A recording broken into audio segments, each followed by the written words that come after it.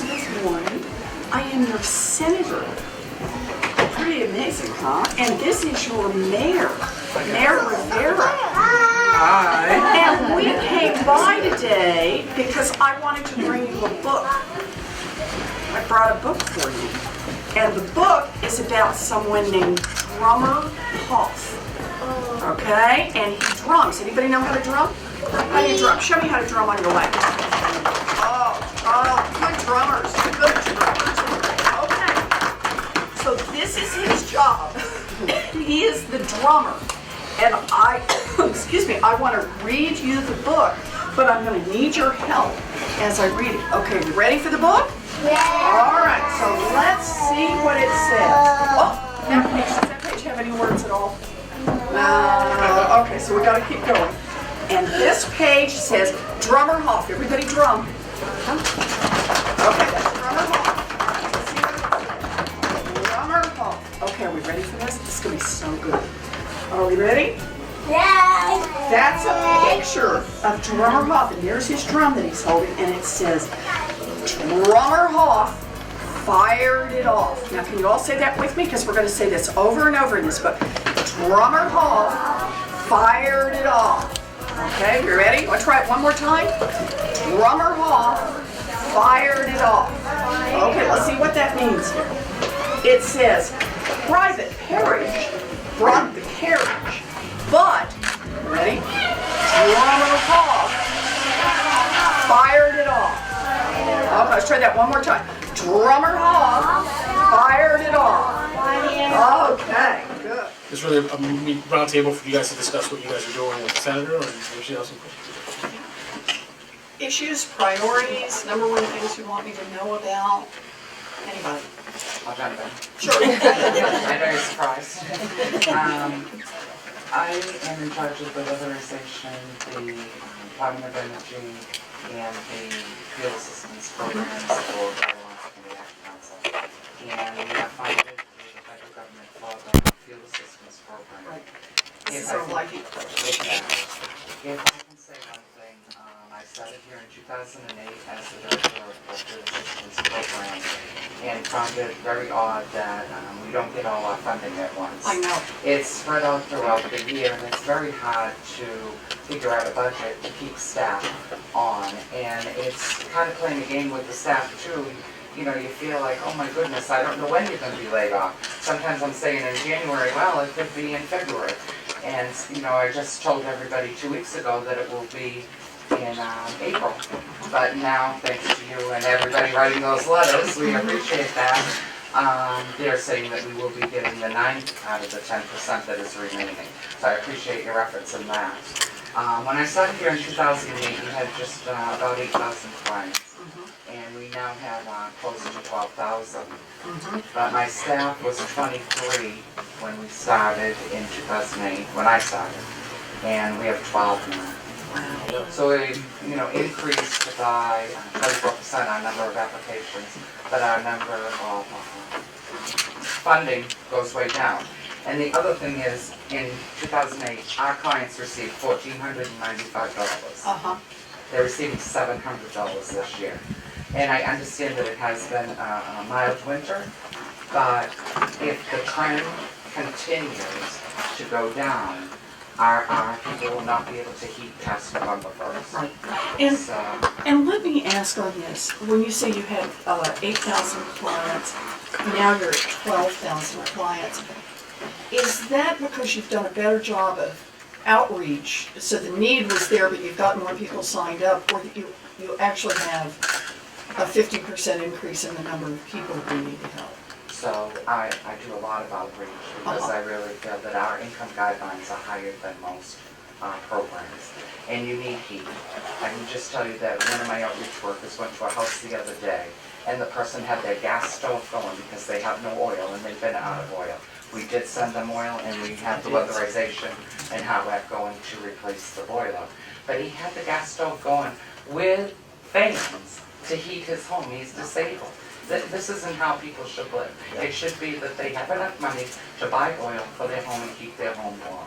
They're making choices now on whether they eat or whether they keep their home. That's not fair to our clients. And I'm gonna give you a little packet that I put together on how many people, we weatherized last year, 391 households to make them more energy efficient. 57 heating systems were replaced and 177 heating systems were repaired.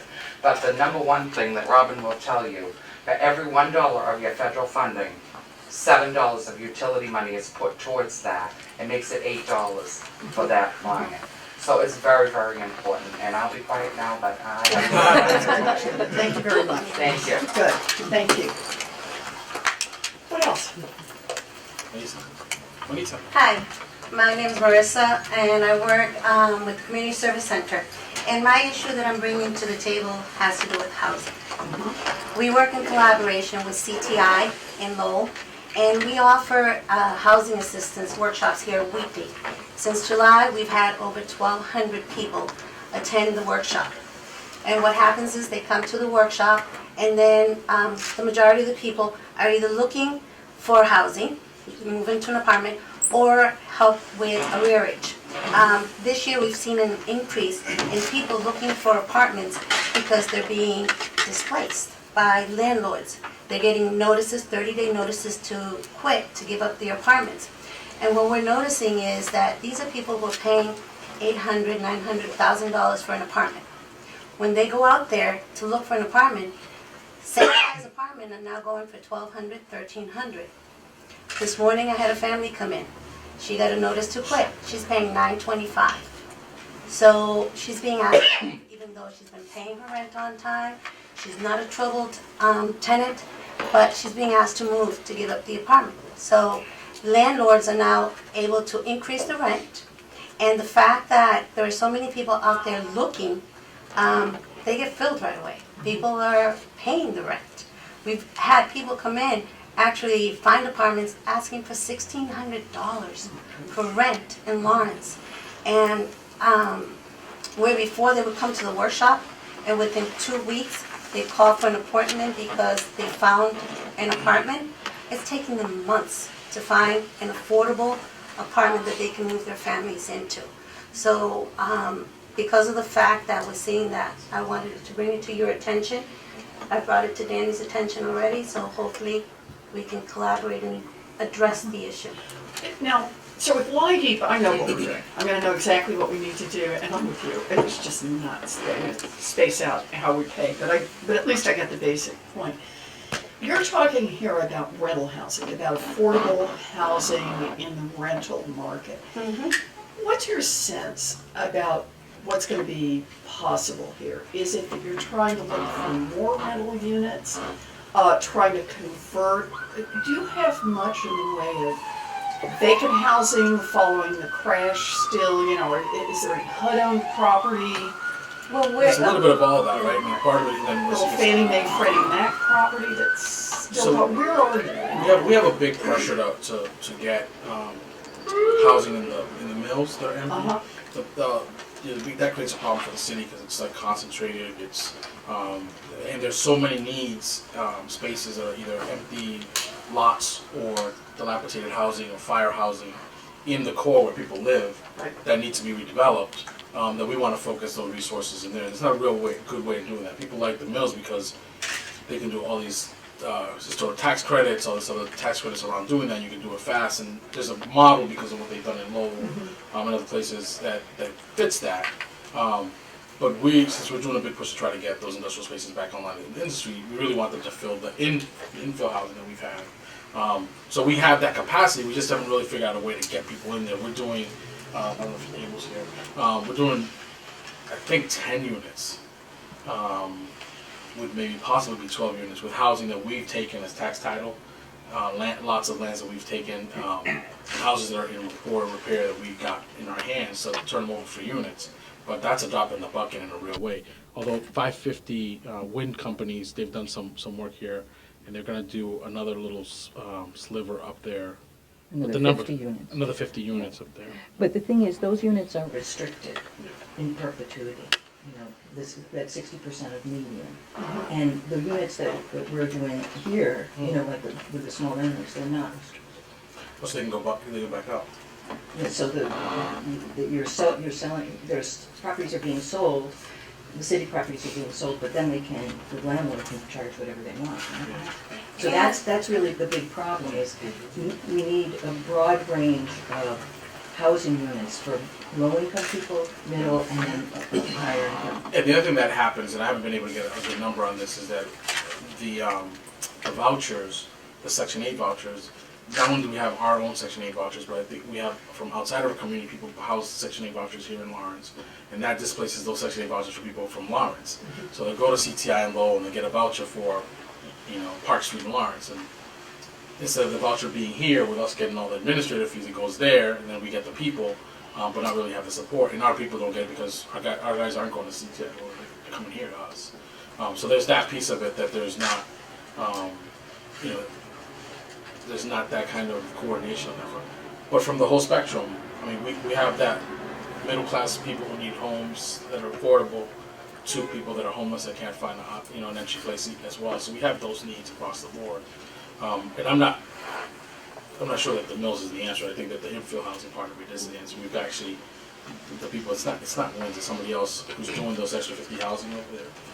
It's Trinity Financial. Trinity Financial do 50. We said you can do 50 if you do 9 units of affordable housing in the core, and they're going to do it.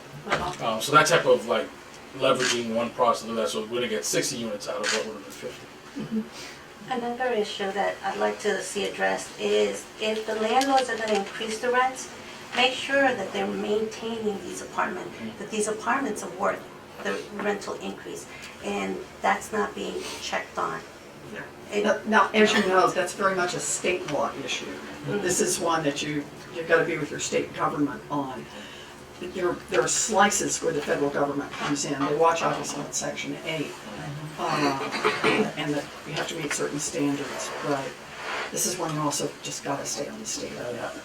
I jump into this. Please. Maintenance in that case has to do with code enforcement.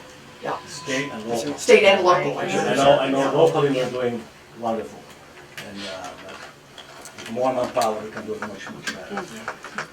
It's why I asked about the vacant buildings, whether or not there's vacant housing. Because this is one, I'm looking for every place that we can do anything at the federal level.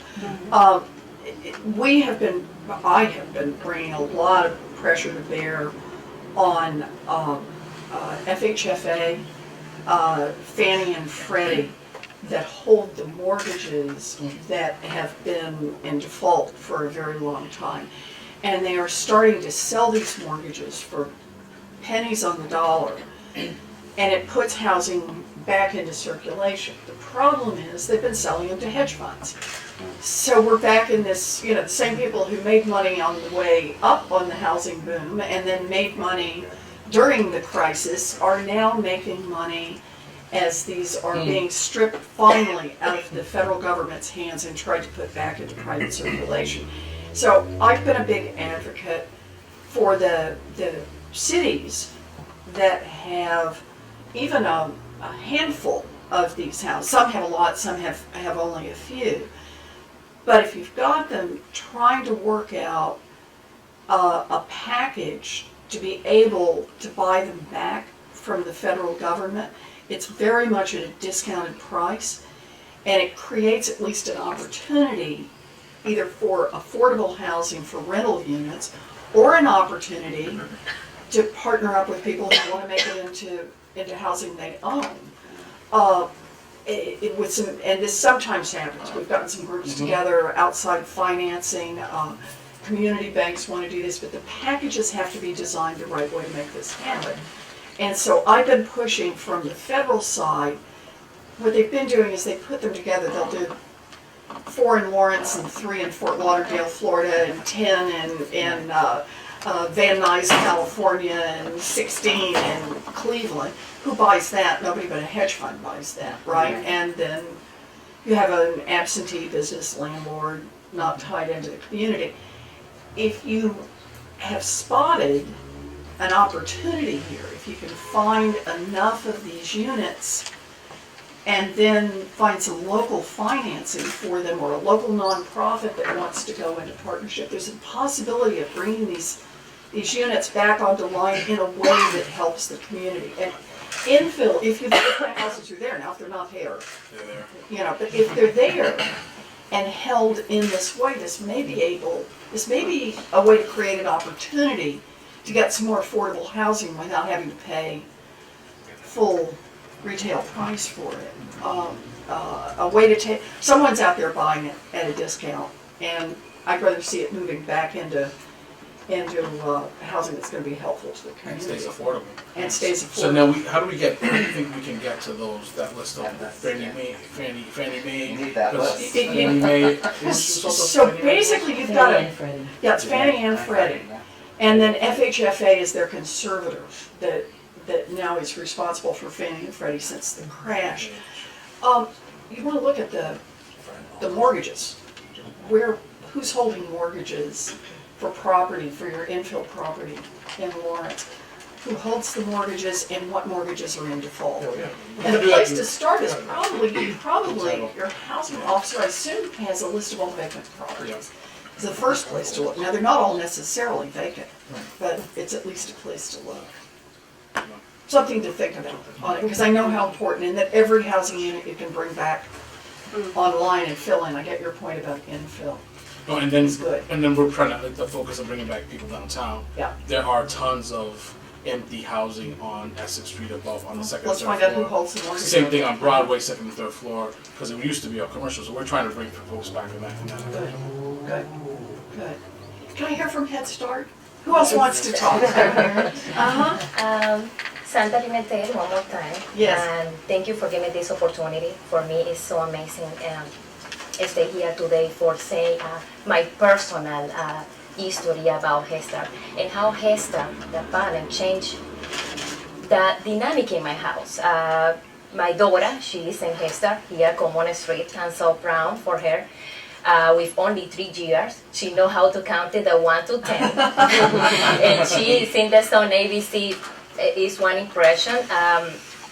In the beginning, she don't know how to talk, how to spell the song words, because we one family, 2 countries together, so she have to speak Spanish and speak English, and for her, it's a little bit more hard. She learned in 1 week, thanks to the potty training that teachers make it. In 1 week, she left the diaper. Oh, good. She know how to do that, and she's so happy to go and do it. And she's more independent. Whatever we need, we want to increase for these people, help a lot of family, and help us personal. Thank you, Hester, and the personal for Hester, and here today because see, I can talk and give me this opportunity, make me feel so good, and it's happy. For me, it's so happy coming every month to the meetings. My kids is so happy to come in here and be part of this beautiful family. Hester is not only one school, Hester is one family. For Hester, my kids learn a lot, stay here. My daughter in the first floor is one square she make it, in one meeting she make it and put it in an exhibition, and that's make her feel so proud. So here, whatever we need, me and the president, Franklin Miguel, is one increase for the whole personnel, because we're so proud for the job these people make it and help families in Lawrence. In Lawrence, we need model students. In house, I have 2, and Aisha coming to the 3rd. We need a Lawrence model student. This is our future, and staff for Hester. So we need one increase in the salary for this. That's wonderful. That's wonderful to hear. Yeah, we I like that. definitely- Head Start is one school, it is also one family. So we definitely need more support for our teachers and for the Head Start program. We're helping, low-income families, but as we have a big waiting list because Head Start doesn't have enough, I would say, money to support more families, to handle more teachers and more staff. So Santa already explained the great thing about Head Start. It is amazing what little kids can do and how they can, do things at home that you say, oh my God, this is amazing. You can see the difference from the kids that are in Head Start and the kids who are not in Head Start. And I believe that the federal government is doing a good investment, giving money, some help to the program. And we would be, if we can get a little bit more for our teachers, for our program, so we can get it bigger, bigger, bigger. We can get more families to get involved and create more leaders for our students. And another point, and it's the last, go downstairs to see the exhibition for the Parent Engage this month. The whole family can work together. It's not only for the kids that stay in Head Start. My 3 daughters yesterday, we make one beautiful teacher with different colors and colorful. I invite the whole conference room here to go and see this exhibition. It's amazing. You see the whole family working together, and we're planning what color we're gonna use, and this is very special. That's whatever we need. We need a strong family for making one better future for this city. I hope I can do that. One of the things I think that both Santa and Franklin are trying to say is also that we need to increase teacher salaries. Yes, we do. So it's not simply about access, childcare access or Head Start access, because we do get resources from the state, but it also is about the amount of money we're going to pay our teachers. That's our big push this year, is to try and get more resources for teacher salaries, because it's not right if the teacher's working full-time. Some of them can come to our own programs. No, I know. You know, I want to say on this one, it's sort of the good news, bad news. It's always about what you're comparing against. The good news is we are not in the position we were in 3 years ago when we were doing sequestration in Washington and just across the board cuts to every program. And the consequence was that Head Start centers were actually closing. We also are past the point when Ted Cruz led the effort to shut down the government. And many of you may remember that. That was the fall, December of 2014. And the fall of 2014, when he had shut down the government over the Affordable Care Act. But the consequence falls everywhere. And we had Head Start centers that had to close down around the state. We are not there now. But it is a reminder that what we need to do is we need to be putting more resources, not fewer resources, into Head Start. I agree. This is the best investment we can make. We invest in children.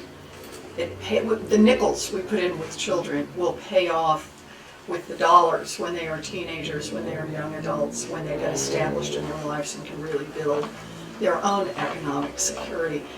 But it's a tough fight. And so this is one of those, you know, I started out working with children. I was a special needs teacher. But this is the fight we will have, but do understand it is a fight. And we need to be in this one shoulder to shoulder all the way. We need to tell the stories. And we need to be willing to get people out to vote, and we need to be willing to make this an issue, not just in Massachusetts, but all across this country. Very important. Yes, please. I'm one of the teachers downstairs. Yes. Both of us. And I'm very thankful for all the help that the federal government gives us. I'm doing my master's right now, and the program is paying for it. And I've been a teacher for 20 years, and it's kind of sad that this is the first time that I don't have a part-time job. I believe you. Yeah, No, make it stretch out. That's fine. My husband helps a lot, but we always say we do it for the love of it, and I love that everything about Head Start. I love teaching the children. It's wonderful to see a child that starts in September with no English, and then by May, wow, you're amazed. As a teacher myself and as a person. But it's kind of sad that my husband works for a company that he just started, and he makes almost double what I make. And I've been a teacher for 20 years. So thank you for bringing up, you know, that the teachers, we need a little more. but this idea that teachers should work for the love of it, no. As taxpayers, we should pay for the love of it. We should make those investments for the love of it. That we should make our dollars work consistent with our values. And if we value our children and we value our teachers, then we need to put our money behind that. And we need to make that a clearly, not just honored profession, but also a profession that attracts more young people and attracts people And who that's one of say, the- I will get more education and have a better Exactly. chance at this And job. it is sad that I see that the older teachers stay longer, but that the younger people are leaving because there's no incentive. No, I understand. Yeah. I understand. So this is really important. Very good. Senator, thank you very much for coming to Lawrence. It's great to see some of our elected officials, whether it's Governor Baker or yourself, coming into our city. That's fantastic, and thank you for your time. Sure. I wanted to twist a little bit of the conversation. The mayor talked about us being a gateway city, and with that comes a lot of responsibility. And I think one of the things that we're struggling with in the city is trying to grow and develop and maintain the middle class. A lot of the folks around this table are doing a fantastic job. They're teachers, they're working on heating issues, we're talking about food issues, a lot of great things. What we're seeing here is that after you're doing such a great thing, we're losing our middle class here. They're graduating, and our city here, we're constantly on this treadmill of constantly. And I want to find out, should our vision be to try to grow and maintain the middle class here in Lawrence, or is our situation as a gateway city one that we're constantly improving many people, but we shouldn't expect that those folks necessarily are going to be staying within our city? What should we be working on trying to maintain and building it here, or is there, I'm repeating myself, but are we looking to do all these fantastic things and then having them move on to a different place, Methuen, North End, or wherever they're going to? So I tell you, I would change the verb stay. It's a verb I don't like because it sounds like you're not doing something. What I really care about is that places are vibrant. And vibrant means there are new things happening all the time. There are new opportunities opening up, housing is changing, jobs are changing, there's some new construction going on, there's some infill going on, there are new pieces to this. And I think that is what makes Lawrence exciting. The more we can get that guy, and you can just feel it in Lawrence. It's close, right? There are parts of it. It's that Lawrence should be a place, not just that holds on to the young people that it educates, but that attracts more young people. That has people who say, you know, there are opportunities in Lawrence. I can buy a house in Lawrence that I can't buy 2 towns over because I can buy it cheaper here, and it's a nice neighborhood, and there are good blocks to walk where there are lots of store owners who will know my name and know my dog's name and welcome me in, and interesting things going on here. The parks are nice places to visit, and someday if I have kids, there's a decent school for me to send my kids to. I think that's the kind of community that it really is about building a future. That the future is not, let us give you a start so you can go somewhere else to live a secure life. It's not, you can do that right here in Lawrence. And it's trying to build all the pieces. And I know it's tough. You've got a lot of pieces you're trying to work on. But you've also got a lot of people who are trying to help you on this. And you've got a lot going for you. Every time I look at this, every time you look at the buildings, you say opportunity, right? Every time you look at these big parcels of land that, yeah, right now are pretty sketchy looking, but they are an opportunity. If we can get the transportation infrastructure, if we can get some affordable housing in here, if we can make sure the school system is good enough, that we're getting people educated well and providing an educated workforce for different companies, this is all upside, and it's all possible. Can I just ask you, Ron, to talk about Sure. immigration? Please Because do. immigration work, so Thank you. I know there's a big topic in Yes. Washington. I was thinking today, this morning, I've been thinking the whole week. I have some cases of family members who are going through critical situation in which they will require a need a humanitarian visa. I have a specific case of a young lady, she's only about 45, who's going to chemotherapy now, and she doesn't have a female family member close to her. She will need a visa, an invitation to invite her. But unfortunately, that process takes about 3 months, and she's in the next 30 days is when they're going to start the chemotherapy. She's going to need somebody.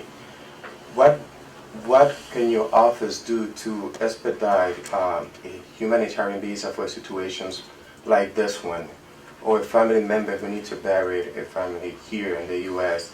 in critical condition like that? what can we do to expedite the process? What can we?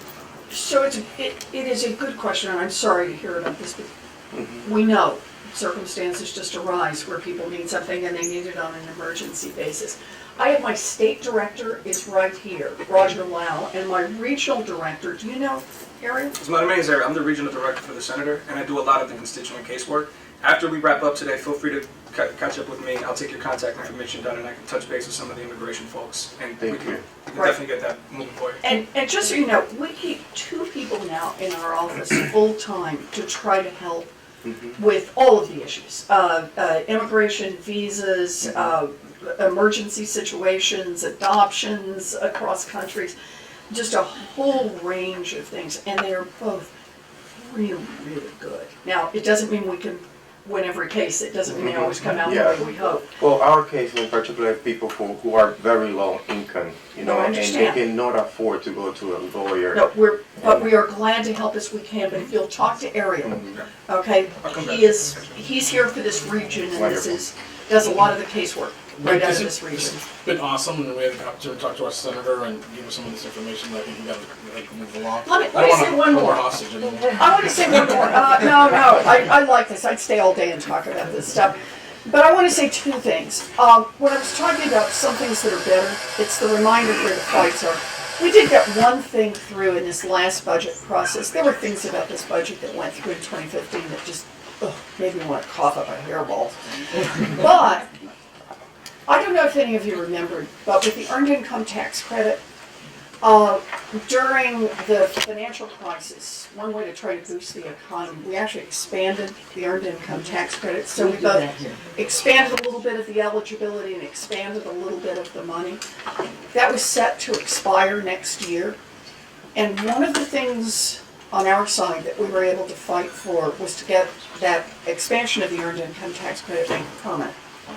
So that whatever else happens, we've at least got the foot in the door that far. And for people who are trying to get a start, for people who are trying to build a future, that Earned Income Tax Credit makes a huge difference. As does LIHEAP, as does housing assistance, as does food assistance, and we've got lots of pieces here. But I see this as an example of we really have to get out there and fight for what we believe in. We do not have Washington anymore that will take care of these, the least of thy brethren, that will say automatically, how can I help?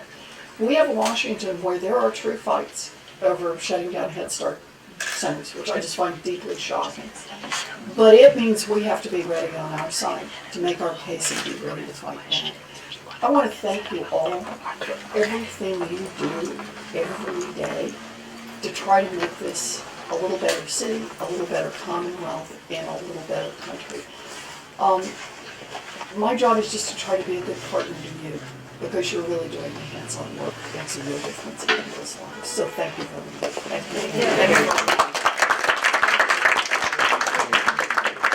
Thank you. It's good to be here in Lawrence today to hear about the terrific work that is being done, to hear about Head Start, to hear about the work that's being done on housing, on helping people with visas, on food assistance. We've got a lot of pieces, a lot of work being done here in Lawrence, and also to talk about the plans for Lawrence for the future. Lawrence is a place that has great, great opportunities. So, anybody else have questions? Senator, Yes. You heard many, things during the road table right here. Is any way the federal government can help these people here in Lawrence?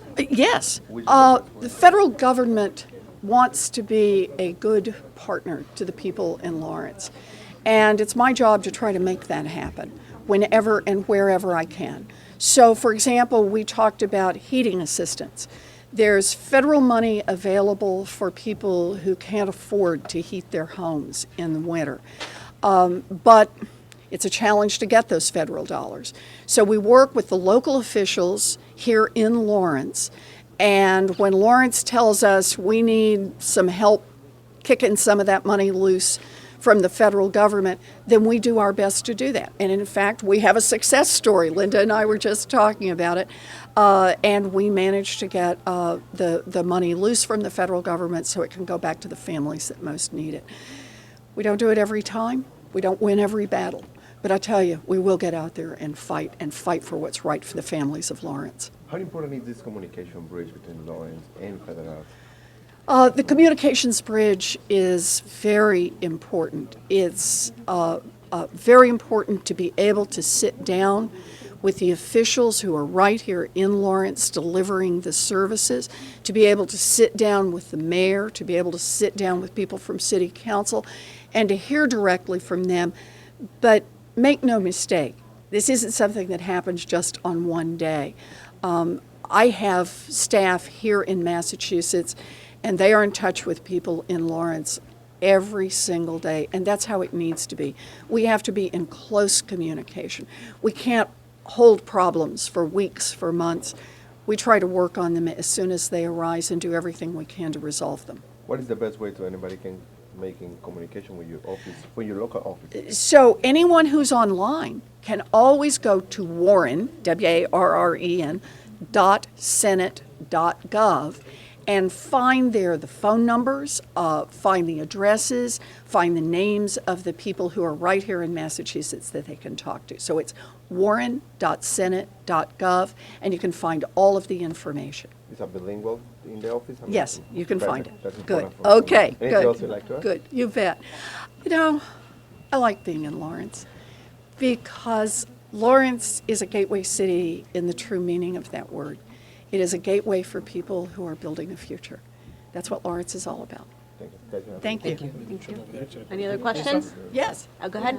Just to kind of expand Sure. on that, what do you think of the issues that you heard today? What would you say are kind of the most important ones to focus on? Of all the, I know you've heard so I know many. all of that are so them. important. Well, but it is all of them because it's the reminder that all of the pieces work together. If a family doesn't have housing, then they can't be secure. They can't get their children educated. They can't build any kind of future. But if they get in that housing and can't keep it heated, then they can't be safe. If they get in the housing and they keep it heated, but they have small children that can't make it into a Head Start program, then their children will have more difficulty, not just immediately, but over the very long run of their years in school and their working years. So it truly is the case that we need to push forward on multiple fronts at once so the pieces can work together because it also works in the other direction. And that is when a family does get housing, now they've got a chance. They've got a chance to get stable. When a family does get a child into Head Start, we heard from one of the mothers. She said it's not just the child who's in Head Start, it's the whole family. The children bring this back home. And that's how it should work. So I understand your question about priorities. I know that people always say prioritize, but no, we know what our families need. The federal government just needs to put the resources in so that we can deliver for